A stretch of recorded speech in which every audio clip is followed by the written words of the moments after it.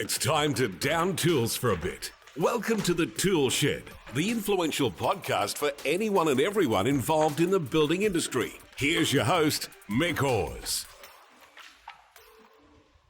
Hey folks, welcome to another episode of the ToolShed podcast.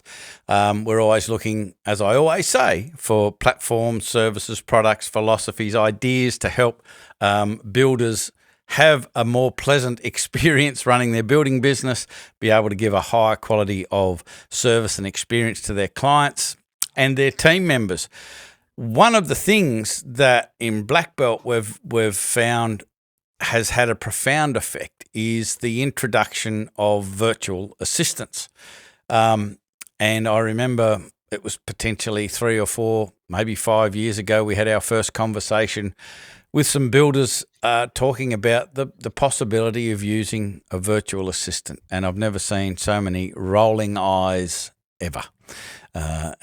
We can't do this, they could never do this, blah, blah, blah, blah, blah, blah. Long story short, today there are some of our members that probably have 2, maybe even 3 virtual assistants on their team doing work better than they've ever done it before themselves, and it's made a profound difference.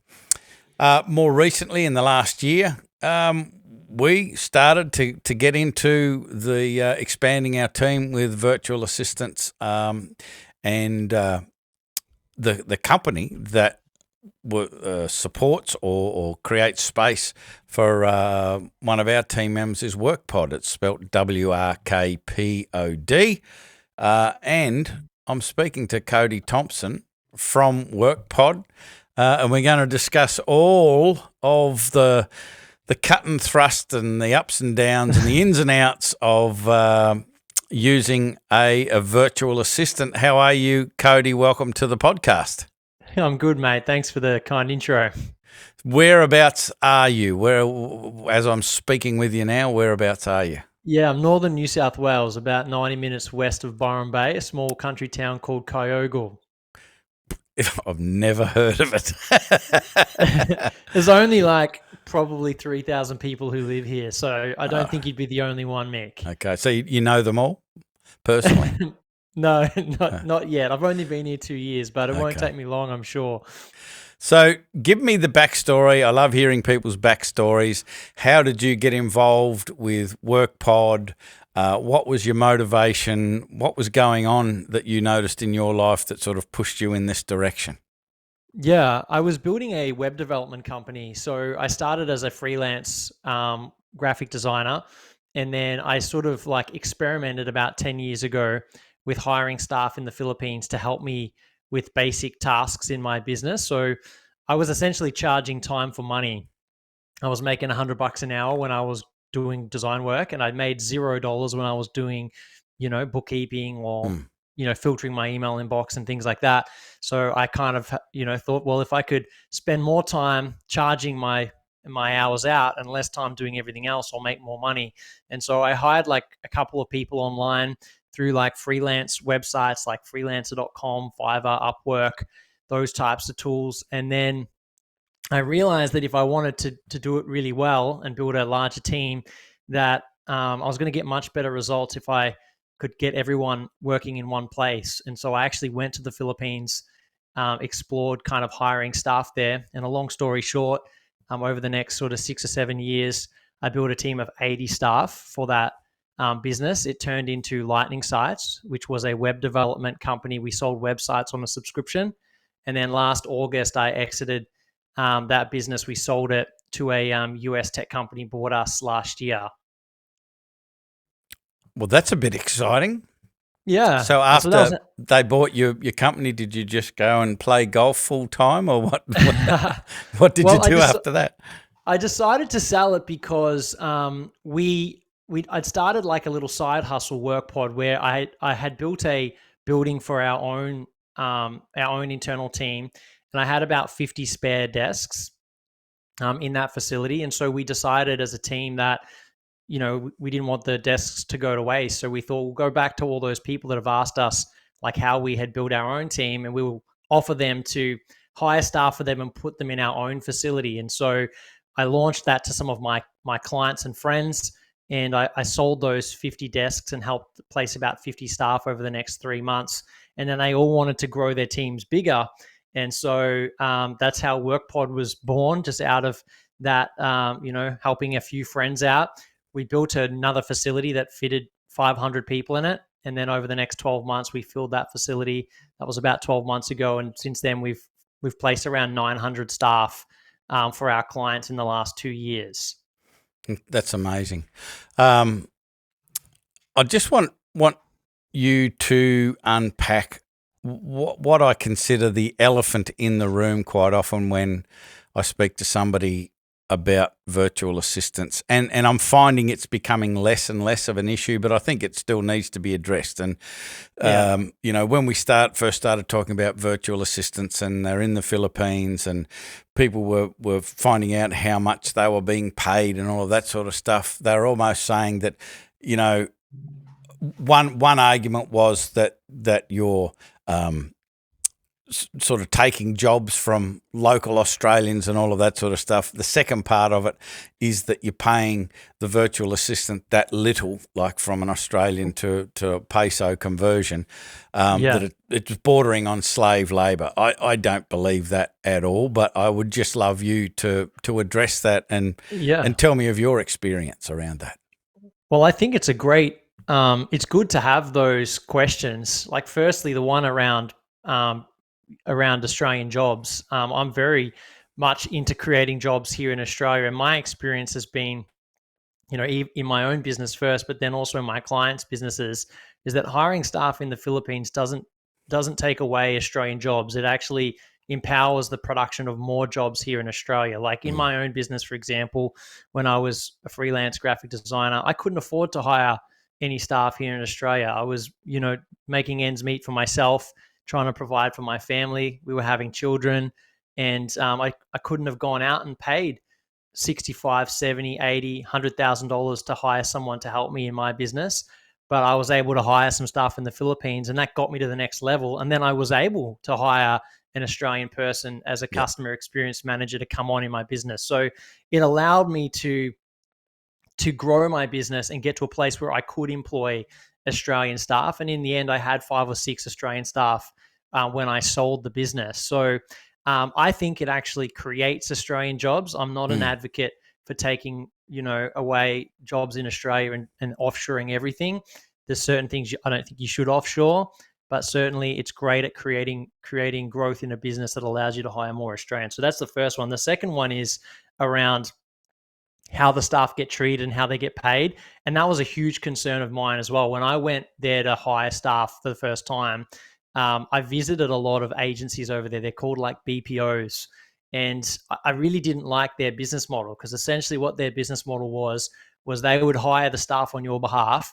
They would pay them very little, and then they would charge the Australian business owner 3 or 4 times the amount that they were paying the Filipino, and they were providing virtually no value. And that's exactly what you said, Mick. That's basically borderline slave labor. You're basically exploiting someone's low salary and making a profit on it without providing any value. But that's not what WorkPod does. What we do, as you know, is we help our clients hire the staff directly. So what that means is the staff earn more, the Australian business owners pay less, and everything's transparent. So you can have a direct relationship with the talent. You can build your own culture inside of WorkPod's facilities, and you can make sure that they're looked after. And then on our side, we provide the infrastructure, like the building, the internet, the support for the business owners here in Australia, the support for the VAs in the Philippines. And so we basically help champion our clients to build teams directly. So it works. It's a much better model, and I think it's a more ethical one. Yeah, great answer, particularly the one about that it allows an Australian or New Zealand or wherever you are business to expand and generate the revenue where they can employ more people. I think another thing that and I'd love your opinion on this, another thing that I think is beneficial to the business when we're talking about the people that are on the ground in a business, when we're using the virtual assistant support is that a lot of on the ground people are sort of bogged down with tasks that they either don't like doing or they don't really have the skill or the knowledge to do. And if we can give that to somebody else who has the skill and has the knowledge to be able to do it, it can often free up the imagination and the creativity and the passion of the person on the ground to be able to contribute to the business in a much more meaningful way. But they kind of get bogged down with stuff that has to be done that they hate doing or aren't very good at doing. What are your thoughts around that? Yeah, I totally agree. I mean, there's so many skills that we have in our local team that don't get properly utilized because they spend too much time on lower value tasks. They never get to the higher value tasks that we employed them to do in the first place. They just spend 80% of their time on tasks that are not really pushing the business forward. So having this option overseas allows you to get those tasks done that are still important, but they're just not the most important tasks that you need to get done in your business. And so you can get them done at a much cheaper rate, and that releases your local staff to work on more revenue generating activities in your business. Yeah. The other thing that we experienced as well, and a lot of our black belt members that use virtual assistants in the Philippines have also experienced, is that it is very different to the initial perception where you thought, you've just got some remote person that you just shove a bunch of tasks to, and it kind of gets done. And anything that I hate doing, I'll just duck shove off to them and all of that. The reality, or at least our experience, has been that they become a very integral part of the team, a very connected part of the team.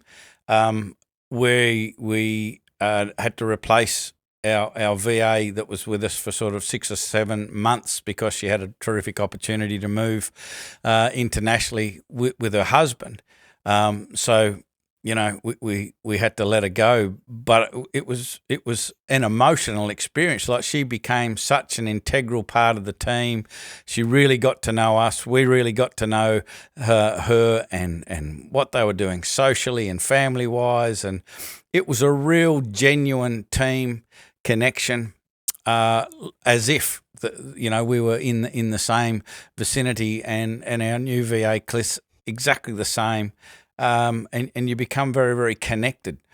So it really isn't this sort of people sitting in a room with the lights off, and you just throw all of the stuff that you don't want to have done, that you don't want to do yourself over to them, is it?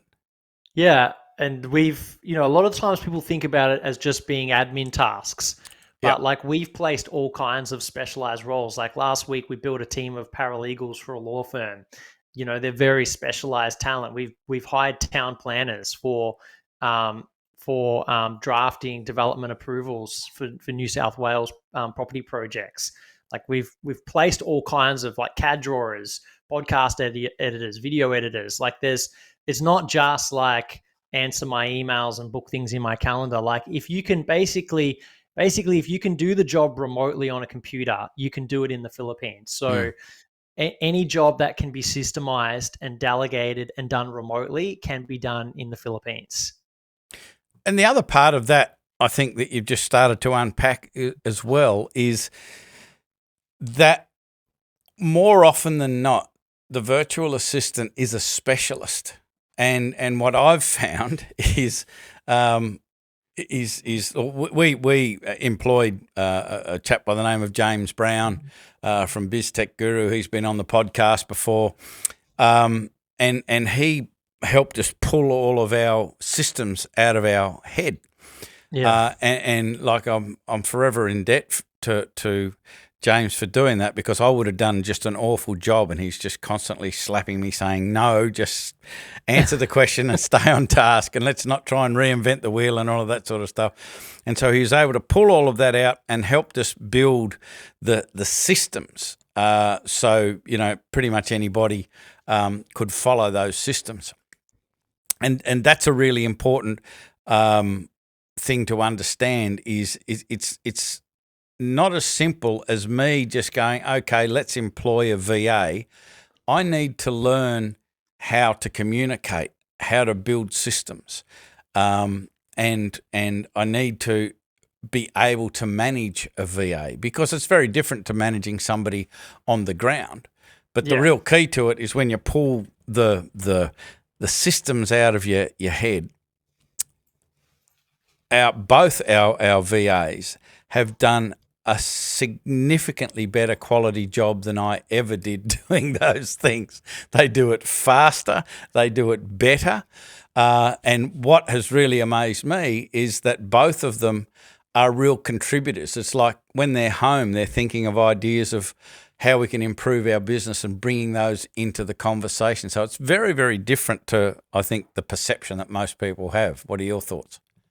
Yeah, I agree. I think that it's interesting that a lot of business owners, like a lot of them will leave their systems in their head. Like even this week, we had a renovation project happening, and we had a concreting team on site pouring a slab. And I could tell you, I'd never seen any team work in unison as well as this concrete team. Like when the trucks arrive, they want to get the concrete out like as fast as possible. And so you can't sort of like leave things. And they had 6 blokes like just working so smoothly to kind of get it all done as fast as possible. And so they know those things in their head, how to do like different things in their business, how to like the system and the order that you have to do things in. But a lot of those things don't get documented. And so you can't just bring on a new team member, remotely and expect them to pick things up. When they're on the ground, like you're talking about, they can kind of watch it. They can pick it up just from like rubbing shoulder to shoulder with each other.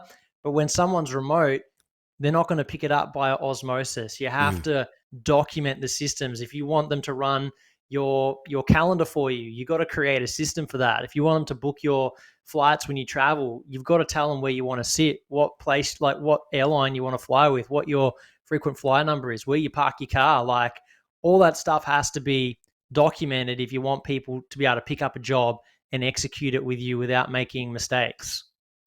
So talk about training for a second, because I believe that you guys in WorkPod do a significant amount of training for the VAs, because one of the things that blew me away was particularly through the interview process, the depth and breadth of skill that all these different virtual assistants had on different software platforms and so forth. So what does that look like in WorkPod? What sort of training do the virtual assistants get there? I'm Mick Hawes from Builder's Business Black Belt. There's one roadblock in your business that, when identified and fixed, a whole bunch of other frustrating problems will disappear at the same time. So much time, effort, and money is thrown at problems in an attempt to fix them that often doesn't fix the problem and just leads to more frustration.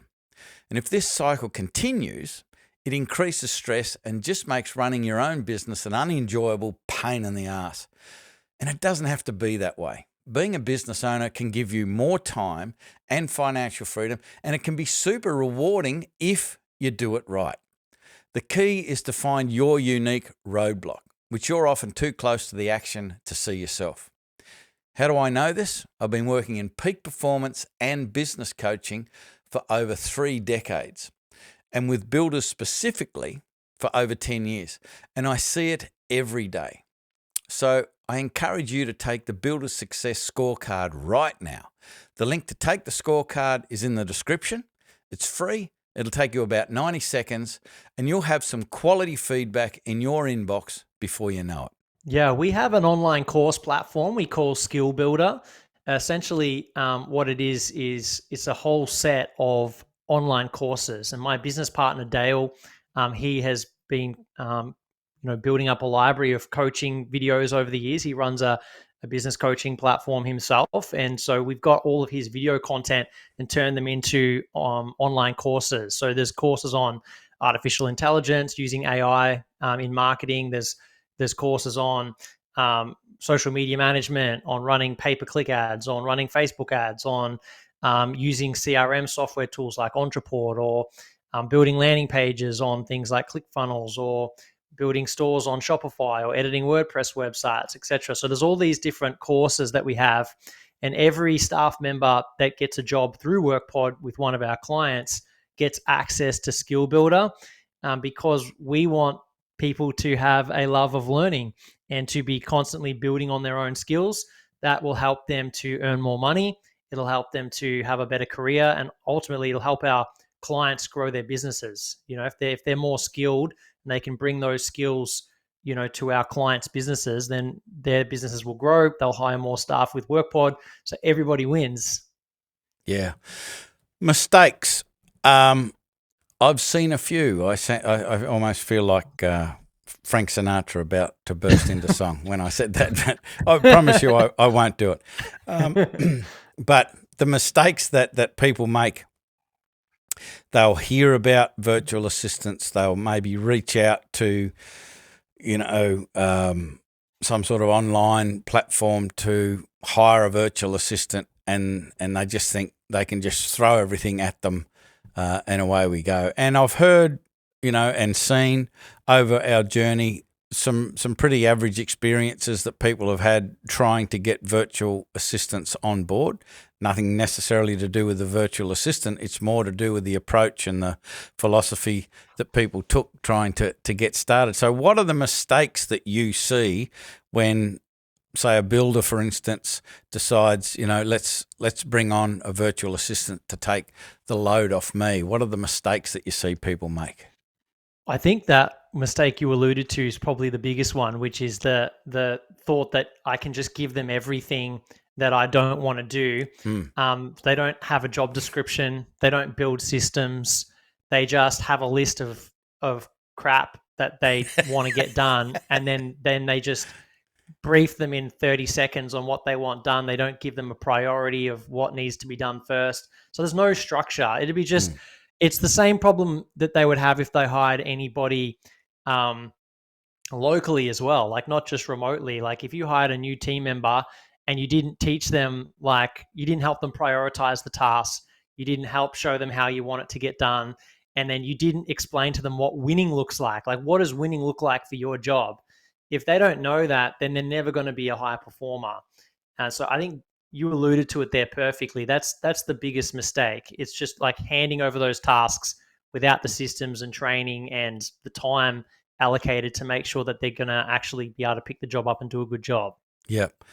So somebody listening to this going, I think, I need to at least look into this. And as I said to you, we invested, quite heavily into BizTech Guru with James, and did a lot of work to unpack our procedures and so forth. He's great, by the way. He's good. I've met him before. He's a good friend of mine. Yeah. He's a terrific man, into the bargain as well. But what are your suggestions? Is it as simple as just calling WorkPod? Is there a process? Do they need to prepare beforehand? Should they, engage somebody else to get them ready for this, or is it something that you can help with just straight out of the box, like just call WorkPod and follow the bouncing ball? Yeah, there's a checklist I'm happy to give to your listeners, Mick. It's a checklist, 160 things you can outsource to virtual assistants. I think before they kind of do anything, one of the things that would be helpful for them would be just to explore what a potential role could look like in their business. And so this checklist is just some of the ways that our clients use staff in the Philippines.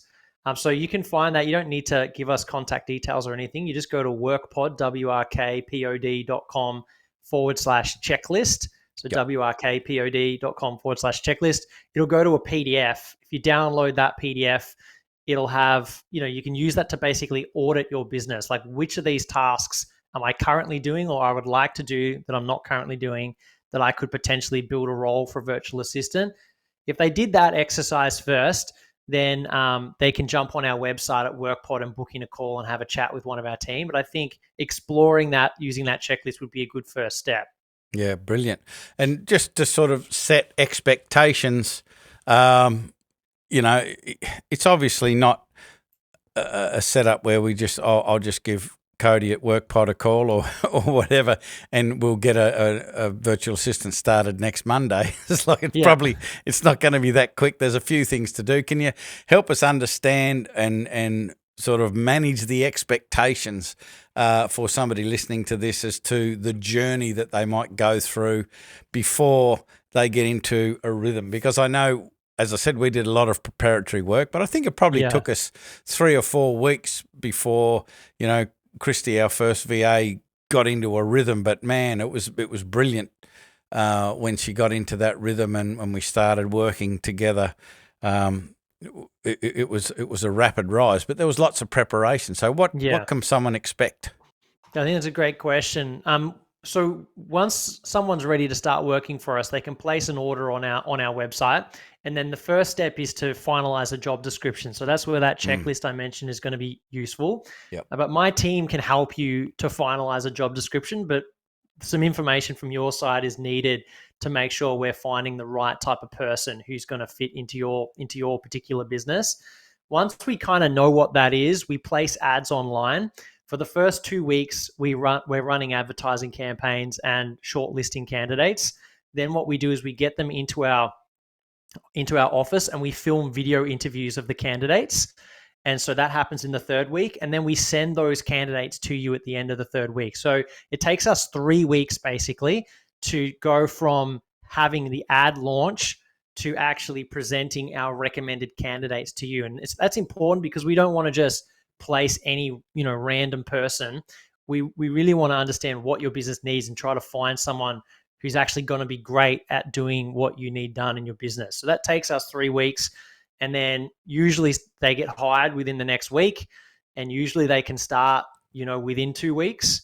So if you allow sort of like 6 to 8 weeks total to kind of go through the process of having someone placed, usually they're placed within 6 weeks.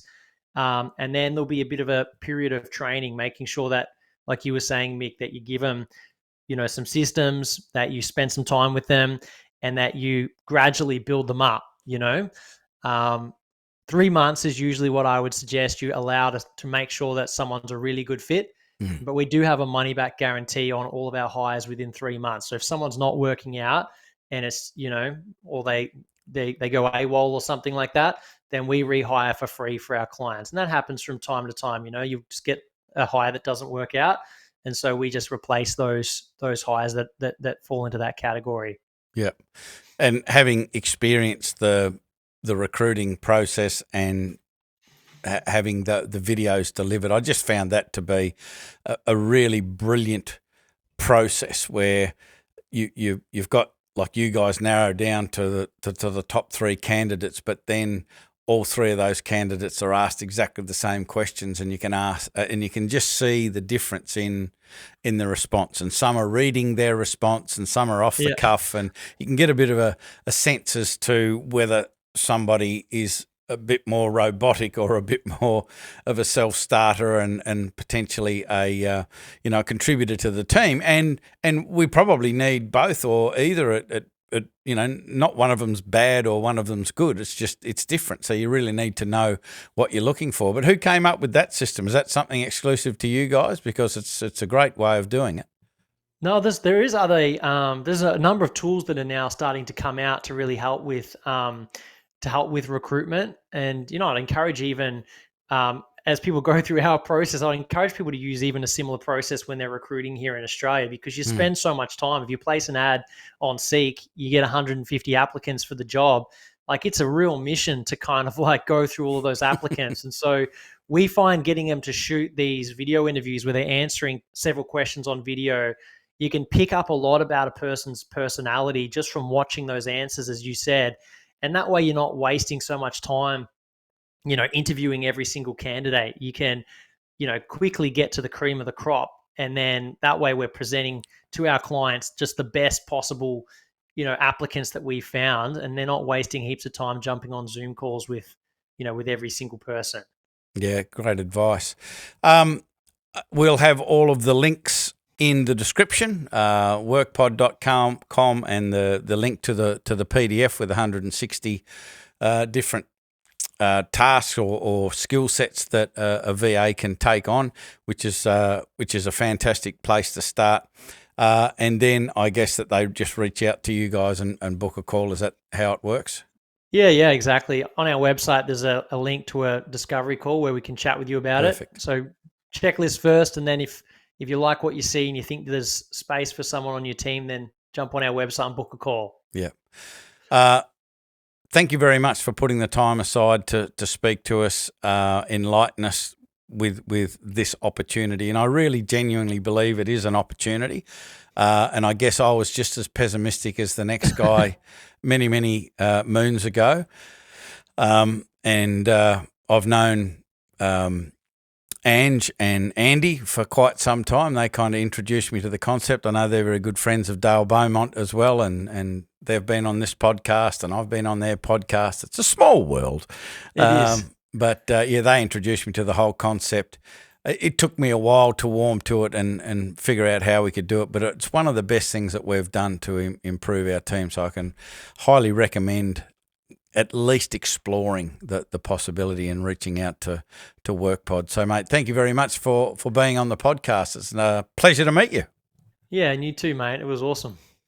Well, folks, that is it for this episode of the ToolShed podcast. As I said, I'm a big fan of this. We've had a tremendous experience, and I have spoken to people and witnessed some ordinary experiences, but I think that was because they liked the concept but just went out into the wide world unprepared and put on a VA without the systems and the processes and the forethought prior to that. And so it's all about preparation. Proper preparation prevents piss poor performance, as they say. So we've got to make sure that we prepare for it. And I just think it's great to be able to have someone like WorkPod in your corner who have been there, done that, bought the T-shirt, over 900 T-shirts by the sounds of it, and can guide you to avoid the costly and common mistakes that people make getting into this. But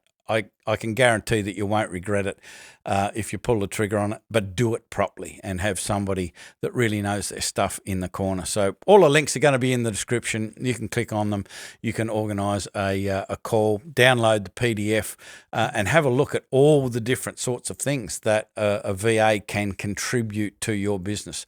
And there's probably a bunch of things that isn't on that list that could be done as well, I suspect, because that's been my experience over the past year about people have been able to identify all sorts of things, create a system and have a virtual assistant do a much better job than that business had previously been doing. So it's limitless, like it's limited by your imagination only. So click on the links, have a conversation, see where it takes us. I'd love to get some feedback. If you pull the trigger on it, I'd love to get some feedback as to how your experience was, what a difference it made to your business. But that is it for this episode of The Tool Shed. I'm Mick Horse from Builders Business Black Belt. That is all. I'm out. Bye for now. You've been listening to The Tool Shed. If this podcast struck a chord with you, make sure you spread the word by sharing it with your mates in the building industry. We love your help to make the building industry better for everyone involved.